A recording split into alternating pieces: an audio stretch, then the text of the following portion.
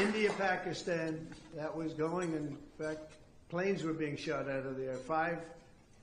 Four or five, but I think 5 jets were shot down actually. And Lindsay, that was getting worse and worse, wasn't it? That was looking like it was going to go. These are 2 serious nuclear countries, and they were hitting each other. You know, it seems like a new form of warfare. You saw it recently when you looked at what we did in Iran, where we knocked out their nuclear capability, totally knocked out. That it's going to be gone for a long time.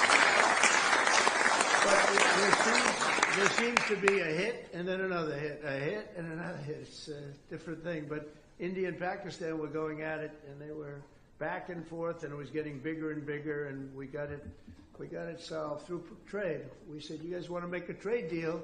We're not making a trade deal if you're going to be throwing around weapons and maybe nuclear weapons, both very powerful nuclear states.